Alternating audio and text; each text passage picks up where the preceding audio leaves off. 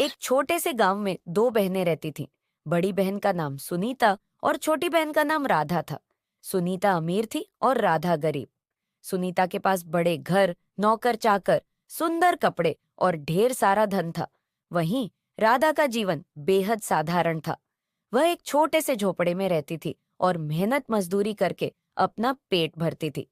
हालांकि वे दोनों एक ही माता पिता की संतान थीं, लेकिन उनका स्वभाव और जीवन का नजरिया बिल्कुल अलग था। सुनीता अपनी अमीरी पर बहुत घमंड करती थी और अपने छोटे बहन राधा को तुच्छ समझती थी। वहीं राधा नम्र, दयालु और दूसरों की मदद करने वाली थी। एक दिन राधा अपनी बहन सुनीता के घर गई। उसने सोचा कि अपनी बहन से कुछ मदद मांगेगी ताकि वह अपनी बेटी की पढ़ाई के लिए पैसे जुटा सके। लेकिन जैसे ही वह सुनीता के आलीशान घर में पहुंची, सुनीता ने उसे देखकर नाक भौंसी कोड़ी। तुम यहाँ क्यों आई हो राधा? सुनीता ने घमंड से पूछा। राधा ने विनम्रता से कहा, दीदी, मैं आपसे थोड़ी मदद मांगने आई हूँ। मेरी बेटी की पढ़ाई के लिए कुछ पैसों की जरूरत है। सुनीता हंसते हुए बोली। तुम्हारे जैसे गरीब लोग पढ़ाई लिखाई का सपना क्यों देखते हो? तुम्हें अपनी औकात में रहना चाहिए। मेरे पास तुम्हारे लिए समय नहीं है। राधा को यह सुनकर बहुत दुख हुआ, लेकिन उसने कुछ नहीं कहा और चुपचाप वहां से चली गई। राधा ने हार नहीं मानी। उसने अपने खेत में ज्यादा मेहनत करनी शुरू की और धीरे धीरे अपनी बेटी की पढ़ाई का खर्च खुद ही जुटा लिया। वह हमेशा खुश रहती और दूसरों की मदद करती।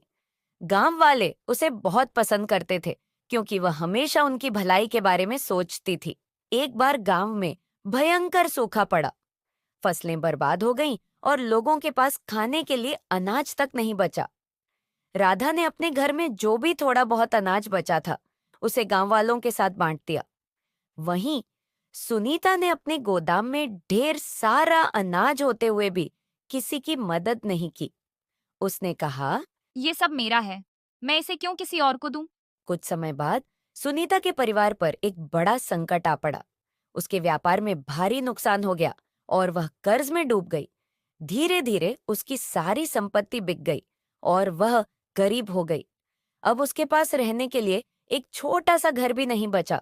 जब सुनीता के बुरे दिन शुरू हुए, तो उसने उन लोगों से मदद मांगी जिन्हें उसने पहले तुच्छ समझा था।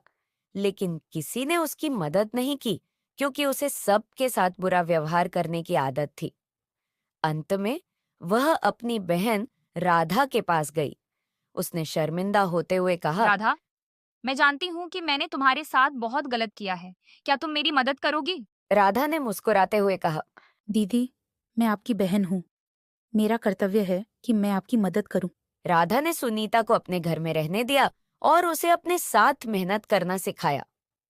धीरे धीरे सुनीता को एहसास हुआ कि घमंड करना गलत है और सच्ची खुशी दूसरों की मदद करने में है।